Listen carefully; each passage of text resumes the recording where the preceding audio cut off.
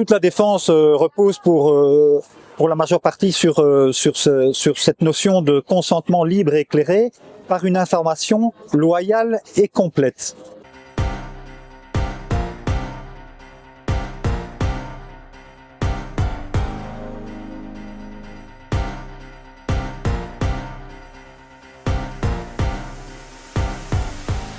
Bonjour docteur procureur. Bonjour Stéphanie. Bonjour, vous êtes passé devant le Conseil de l'Ordre des médecins. Nous sommes à Paris 17e. Votre avocat a commencé sa plaidoirie par une référence culturelle à Antigone, Sophocle. Ça vous a touché? Je m'attendais pas du tout à ce qui fasse référence à cette tragédie. Elle était tout à fait adaptée, bien à propos. On en parle d'ailleurs dans le livre qu'on est en train de rédiger, Élodie et moi, parce que j'avoue que j'ai dû attendre 67 ans pour la découvrir. J'en avais entendu parler, mais je l'ai vraiment regardé avec attention, étudier les personnages qui y figuraient, et on peut vraiment se prendre conscience que l'histoire se répète et que ces tragédies sont adaptables à toutes les époques, parce que ces événements humains ne peuvent pas être différents d'une époque à l'autre. Bien sûr, c'était tout à fait bien amené, mais je m'y attendais pas du tout. Mais c'était certainement une très bonne manière d'introduire le sujet. Rappelez ce que vous avez fait, ce qui vous est reproché, en quelques mots. Oui, je suis médecin depuis presque 40 ans, je suis chirurgien ORL, et à la période du Covid, j'ai été obligé de me faire vacciner. Et j'avais constaté déjà plusieurs décès, notamment celui d'Anthony Rio, de Maxime Beltra, de Eva Musso, de Sofia Benharira. Enfin, c'est maintenant une liste interminable. Et Amin Umlil avait témoigné au Sénat avec Mélodie Ferron concernant mon cycle, et puis des enfants aussi qui étaient devenus aveugles. Et donc j'étais forcé d'enfreindre la loi et de faire des faux passes pour mes enfants qui n'avaient pas le retour que moi j'avais en cabinet médical. Et pour les préserver, je me suis interposé pour leur fournir la possibilité de continuer à travailler, et pour certains de pouvoir effectivement continuer à gagner leur vie, à rembourser des maisons. Et énormément de gens étaient véritablement paniqués face à ces vaccins. C'est une situation complètement inédite, je l'ai dit lors du procès. Combien de gens étaient terrorisés par le vaccin, alors qu'il n'était pas par le virus en lui-même, quoi. Alors, ça fait référence effectivement à l'idée de loi naturelle versus loi illégitime. Votre avocat a mentionné beaucoup de choses dans sa plaidoirie, à savoir le principe de précaution, la notion d'obéissance, la nécessité du doute en plein régime d'exception, maintenir le doute, considérer toujours la balance bénéfice-risque pour un professionnel. Ça reste important même quand on a une loi d'exception qui sort du chapeau. Il a mentionné toujours le caractère expérimental des produits. Il a fait référence à la convention d'Oviedo et au fait aussi que ces produits étaient toujours en AMM conditionnel et dérogatoire. Oui. Donc il y avait tout un tas d'éléments qui peuvent justifier le fait que vous ayez, pour une fois dans votre vie, transgressé une loi. Oui. Pour reparler de cette AMM conditionnelle, elle est tout à fait remise en cause également, parce que une AMM conditionnelle veut dire, nécessite des données de sécurité, de fiabilité, d'innocuité qu'on n'avait pas du tout. Et la révélation actuelle des contrats de Pfizer montre bien que eux n'avaient pas du tout testé l'efficacité, alors qu'on nous avait parlé d'une efficacité à 93 ou 95%, alors qu'elle n'avait même pas été testée. et qui il se prémunissait également par des clauses d'irresponsabilité des effets secondaires, de non-traçabilité des lots, ce qui est quand même tout à fait étonnant pour une phase 3, une phase expérimentale de phase 3.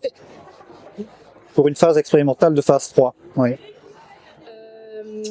Il y a eu la notion du consentement libre et éclairé qui a été évoquée. Oui, mais toute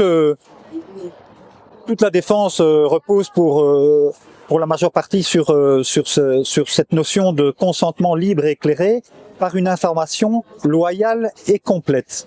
Loyale et complète, ça c'est très important de rajouter ces deux adjectifs, parce que les sociétés pharmaceutiques qui fournissaient les vaccins étaient déjà tout à fait au courant d'une liste interminable d'effets secondaires qui ne devait être divulguée que dans 75 ans. Et comment obtenir un consentement libre et éclairé par une information loyale et complète alors que ces effets secondaires sont cachés. Donc on ne peut pas envisager d'obtenir un consentement dans ces conditions-là. Absolument. Et à cela se joint l'idée que les labos ont demandé des clauses limitatives de responsabilité. C'est relativement exceptionnel. Oui. Et votre avocat en a déduit tous ces éléments, plus cet élément fondamental, que la loi du 5 août 2021, c'est ça, est inconventionnelle. Oui, tout à fait. Peut-être va jouer en votre faveur. Oui, je l'espère tout à fait, parce que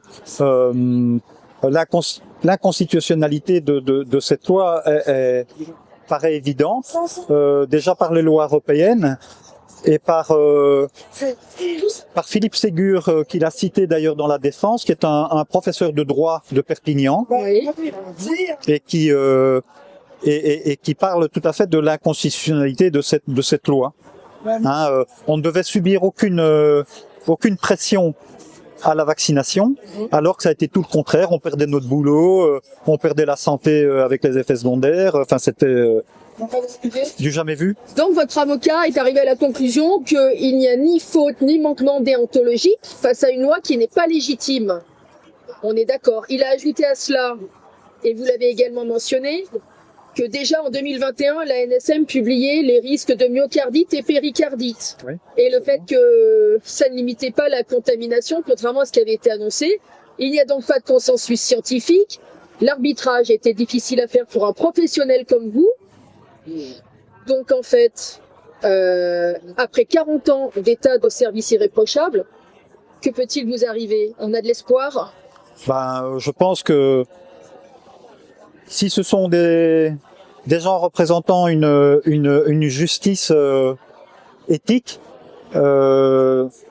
c'est ce que je leur ai demandé, c'est l'annulation de ma peine.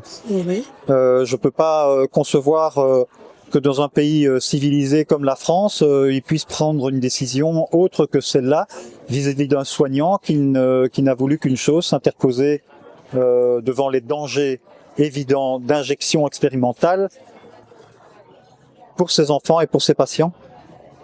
Vous faites valoir le doute et le principe de précaution, bien sûr. Et pour terminer, d'ailleurs, vous avez tous les deux mentionné que les labos ont exigé une clause de non-traçabilité des lots. Absolument. Étonnant, pour le moins. Étonnant pour le moins. Oui, étonnant pour le moins, puisque des clauses de non-traçabilité ne permettront pas de prouver l'efficacité du médicament, du vaccin, ne permettront pas non plus de mettre en évidence la toxicité de certains lots. Donc on est en droit de se poser des questions. Et pour ma conclusion, c'est que je suis certain que l'histoire me donnera raison. Elle me donne déjà raison dans les articles scientifiques revus par les pairs, qu'on a versés au dossier également, et qui prouvent que ces injections sont à l'origine de pathologies multisystémiques, que ce soit des problèmes neurodégénératifs, des problèmes vasculaires, des problèmes de turbocancer et de problèmes de myocardite comme on le connaissait déjà. Voilà. D'ailleurs, Laurent Toubiana n'a jamais réussi à obtenir les données qui permettent de comparer des vaccinés et des non-vaccinés. Et ça, Non, c'est non. de la science que de Oui. pouvoir comparer ces deux populations. Bien évidemment, bien évidemment. Toutes les tentatives de demande de documents à la cadastre sont soldées par des réponses simplement qu'ils les avaient pas, ils n'avaient pas ces données. Voilà. Merci beaucoup. Merci Stéphanie. Merci. Merci. Bonjour, Bienvenue sur Tribune Libre. merci et merci à Et toi. sur Reporter Citoyen. Et merci à toi aussi, Anne. Également. Merci d'être là. Je te dis tu, Oui, évidemment. comme tu préfères. Ah bah évidemment, non mais bien sûr. Ok, t'es venu pourquoi? Je suis venu pourquoi? Déjà au nom de l'humain, et cet humain s'appelle Michel Procureur. Michel Procureur, c'est un homme déjà avec un grand cœur, et il a fait donc des faux passes, 89 faux passes, il y a quelques années pour pouvoir sauver la vie. On va dire les choses comme elles sont. J'aurais peut-être pas dit ça il y a quelques temps, mais aujourd'hui je le dis clairement, et c'est exactement ça. Il a sauvé la vie de personnes, parce que comme il l'a très bien dit, il y avait un doute sur ce qui se passait avec ces injections-là. Il faut le rappeler que ce sont des produits expérimentaux, qu'ils étaient en phase 3 et que ce ne sont pas des vaccins. On ne peut pas appeler ça des vaccins. Le sujet en plus là est vraiment des vaccins Covid, enfin les injections Covid. On est là aussi pour montrer à Victimes et toutes les associations et collectifs qui sont présents et qui œuvrent au quotidien également, comme nous, j'oublie personne, et mondial, on recense beaucoup de victimes et beaucoup de souffrances, énormément de souffrances. Bien sûr les victimes, et puis j'ai une très forte pensée à tous ceux et celles qui sont partis, mais et celles qui vont partir malheureusement. J'ai une pensée très émue pour notre Mélanie Mopa, qui est la vice-présidente de la victime et qui va bientôt partir malheureusement suite à la maladie de Charcot. Et il faut savoir qu'un chiffre dans l'association à victimes, c'est 45 maladies de Charcot. Et la moyenne d'âge, c'est entre 30 et 55 ans. Donc on voit bien qu'il se passe quelque chose. Mais c'est également des troubles auditifs, des troubles visuels, des troubles cardiaques, des troubles gynécologiques, des troubles dermatologiques. Et toutes ces souffrances, en fait, aujourd'hui, on n'est pas encore écouté. On a été reçu 2 fois au ministère l'année dernière, où les conseils du ministre nous disent mais oui, il y a des effets indésirables, monsieur Dubois. Oui, il y a des Covid longs, parce qu'on n'oublie pas les Covid longs également, chroniques. Il est temps qu'en 2026, et ça je leur dirais mais 1 milliard de fois, il est temps que, au nom de l'humain, les personnes puissent enfin être écoutées. Vraiment, il est temps. On a eu plus de 800 victimes avec Dominique Alain au téléphone, et je peux vous dire que la souffrance humaine, vous voyez, je vais donner un exemple, je vais souligner Jean-Louis qu'on a vu ce matin, on a fait un détour avec Daniel, et je dis pas ça pour nous féliciter, je dis ça au nom de l'humain. Il m'appelle dimanche soir pour me dire Mathieu, j'ai tenté à ma vie il y a quelques jours parce que ça va plus du tout. C'est un homme qui a beaucoup de mal à marcher, qui était très actif, très sportif, et qu'aujourd'hui il y arrive plus. Il marche comme moi avec une béquille. Et le fait de s'être arrêté ce matin 20 minutes avec Daniel, on a vu ce regard changer en disant je ne suis pas seul. Et c'est ça qu'on demande en fait. C'est une vraie prise en charge médicale, mais bien sûr également psychologique, financière. Ça fait partie du jeu. Il y a des gens qui disent, certains m'avaient dit, même je m'en souviens d'un entretien qui dit mais vous êtes là pour l'argent. Mais jamais de la vie. Ça fait partie du jeu. Comme je dis, les factures ne se mettent pas en maladie, elles. Quand vous avez une maison à payer, quand vous avez des enfants, vous avez tout simplement vivre, tout simplement, on ne peut pas s'arrêter. Et là, je peux vous dire que dans l'association, c'est 98% de gens qui ne travaillent plus. Vous vous rendez compte, 98%. Qu'est-ce qu'on fait de ces gens-là? On leur dit qu'ils sont à la marge de la société, qu'on les laisse crever? Bah non, en fait. Et comme j'avais très bien dit avec Corinne Lalo, qui avait fait une très belle interview, c'est un massacre. C'est un massacre humain, mais c'est un massacre social. Social dans le sens que les gens qui également souffrent se renferment sur eux-mêmes et leurs familles également. On a eu beaucoup de séparations, beaucoup de divorces, beaucoup de personnes qui n'ont pas supporté ce qui arrivait à leurs conjoints ou à leurs enfants ou à leurs parents. Encore une fois, qu'est-ce qu'on fait de ces gens-là? On est en 2026, on prône à la télé le bien-être, la bienveillance. Alors en dehors des infos, évidemment, parce qu'en ce moment, entre les guerres et tout ça, qu'est-ce qu'on fait? On reste les bras croisés, on reste à rien faire? Bah non. Avec Victimes et tant de collectifs et associations, je pense à une autre dose qui est présent. Je remercie d'ailleurs tous les soutiens et collectifs et tous les soutiens, les médias bien sûr, Anne, Stéphanie et Nexus, BAM, Epoch Times et tous les autres, qu'il faut aussi un travail d'équipe, parce que c'est ça en fait, on est une équipe.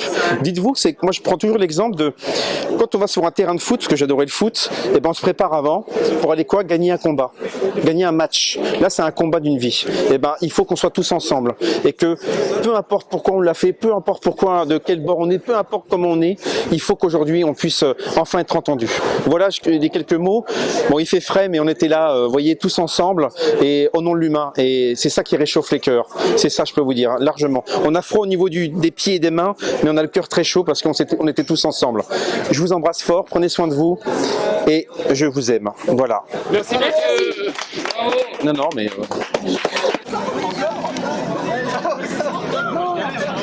Excusez-moi. Léopold, quelque chose à dire pour Tribune Libre? J'essaie de travailler et merci pour ceux qui me suivent. Grâce à vous, je continue de travailler. Bravo Léopold. LBC News. En fait, ça sert à rien. Ils sont vivants. C'est vivant, hein? En fait, je gêne. Corinne Lalo, une des dernières journalistes d'investigation pour les abonnés. Dernière journaliste. Bravo.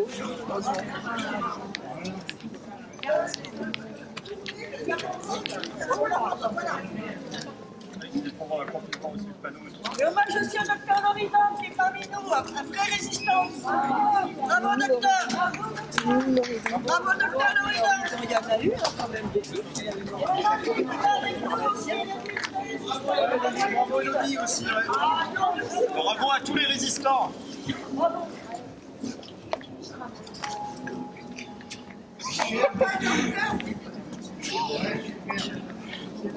Bravo pour le... C'est pour bientôt. Et on va faire un bisou à Léopold quand on le croise. Il est là et puis lui, il faut qu'il se prenne des bisous avec son micro.